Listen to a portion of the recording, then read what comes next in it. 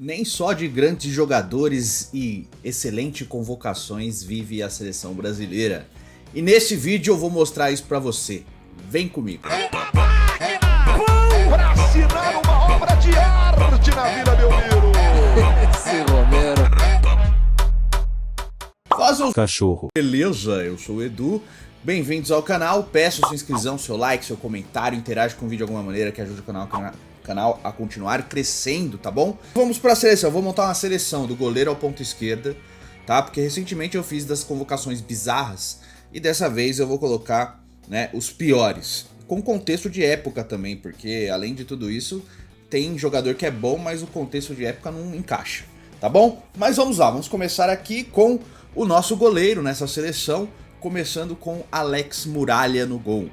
Sim, Alex Muralha foi convocado para a seleção brasileira e foi convocado em momentos assim que ele realmente estava até bem no Flamengo, que era o time que ele estava. Foi convocado pelo Tite duas vezes em 2016, uma vez em 2017, ambas o Muralha era goleiro do Flamengo. Mas, vamos lá, por que ele está entre os piores? Pelo contexto da carreira também, mas porque sempre tiveram goleiros melhores do que ele para serem convocados e nunca foram chamados. Casos do Fábio, do Vanderlei, goleiro do Santos, Fábio, goleiro do Cruzeiro, que estavam muito melhores do que o Muralha e não receberam sequer uma convocação.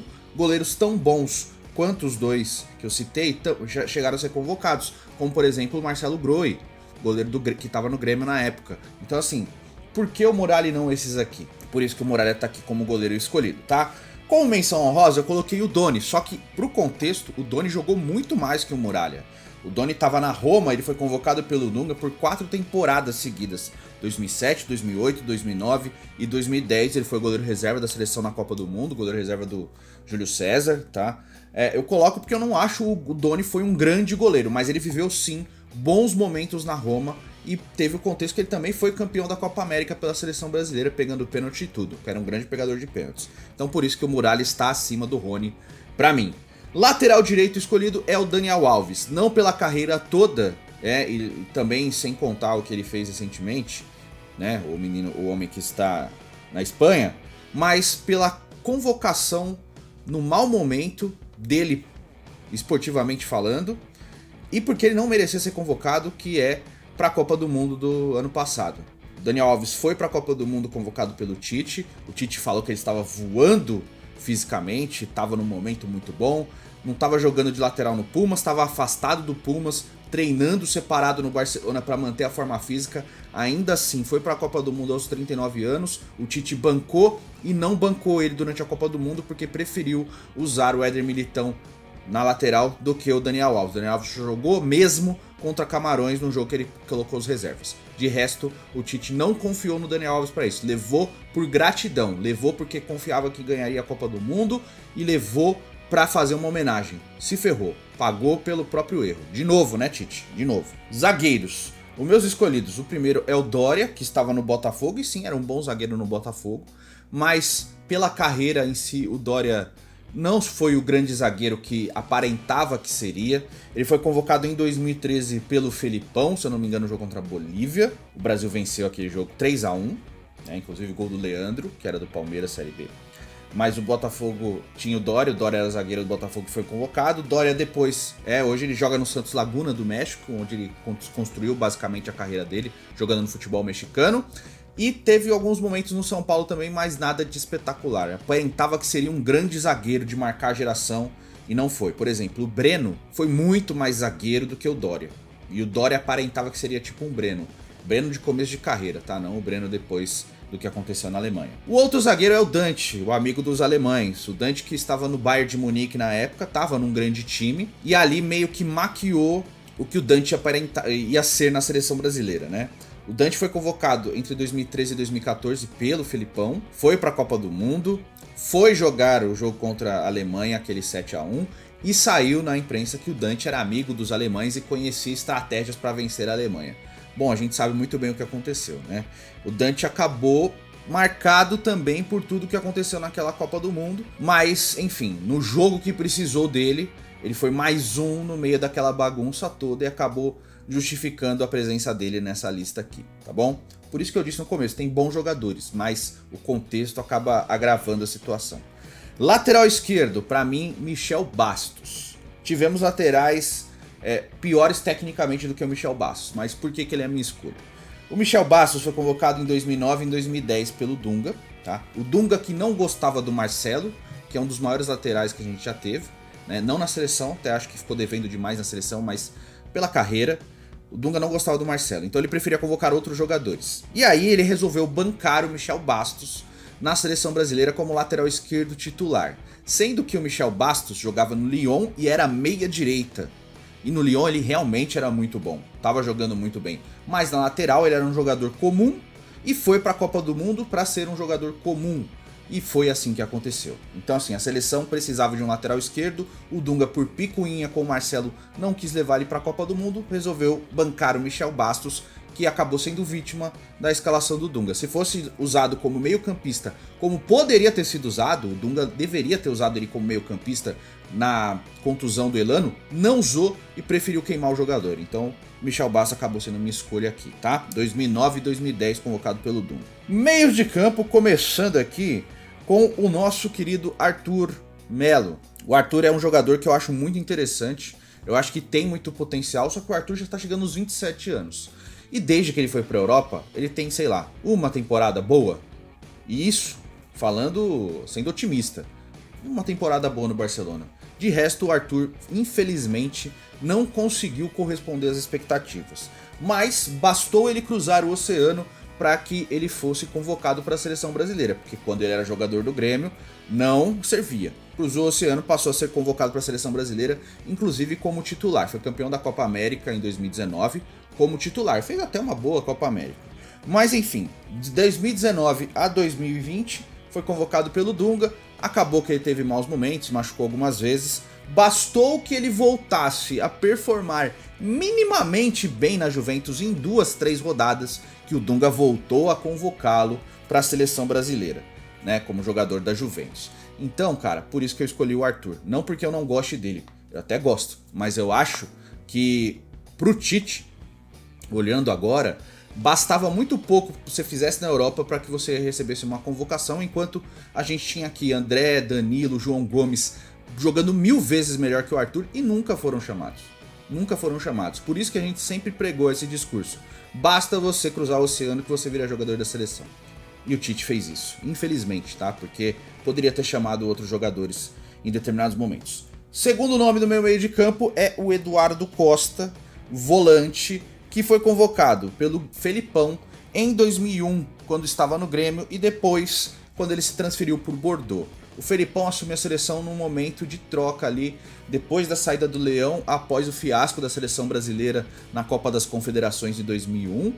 O Leão, que obedeceu à CBF, fez uma seleção alternativa a pedido da CBF, depois acabou sendo tirado. Acabou que deu certo depois, né? Porque o Felipão foi campeão da Copa do Mundo. Mas o Felipão começou a testar e testou o Eduardo Costa, que era um prodígio do Grêmio, mas que efetivamente na carreira, infelizmente, nunca foi o atleta que se esperava. Então, por isso que ele tá aqui como minha escolha, tá? E nada contra jogadores, tá? As pessoas. Tô falando tecnicamente, na minha opinião. Beleza? Terceiro nome desse meio de campo, tem 4, tá? Elias. Grande jogador. Elias é um grande jogador de clubes. Grande jogador de clubes.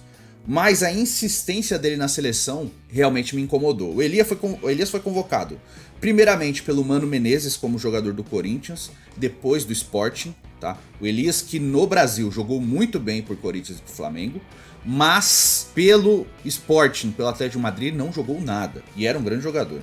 Mas de 2010 a 2012 convocado pelo Mano Menezes. Titular sempre, nunca conseguiu na seleção fazer jus ao futebol que ele apresentava nos clubes, principalmente no Corinthians. Nunca, tá? Nunca conseguiu ser aquele elemento surpresa que chegava, chutava de fora da área, que aparecia para fazer gols, coisas que o Paulinho conseguia fazer. O Paulinho, por exemplo, na Copa do Mundo não conseguiu, mas em eliminatória, em outros jogos, o Paulinho sempre foi muito bem. O Elias não. O Elias em nenhum momento, em nenhum jogo pela seleção, ele fez uma grande partida. Diferente do Paulinho, que tem hat-trick contra o Uruguai, né, jogando em Montevidéu, por exemplo. Então o Elias aqui é minha escolha. O Tite voltou a convocar o Elias em 2016, quando ele era jogador do Corinthians de novo. Mas enfim, o Elias foi aquilo que não conseguiu corresponder à seleção, por isso que ele é minha escolha, tá? O meia desse time, que pode usar como atacante também, é o Bernard, alegria nas pernas. O Bernard se mostrou como um grande revelação do Atlético Mineiro, parecia que ia ser um grande craque de verdade. Tem uma fic de um torcedor do Atlético, antes do Atlético ganhar a Libertadores, ganhar o Campeonato Brasileiro, ganhar a Copa do Brasil, de um cara falando do Bernard, fazendo uma comparação com o Neymar. Cara, é um absurdo, mas enfim. O Bernard foi convocado para a seleção brasileira entre 2012 e 2014 por Mano Menezes e por Felipão.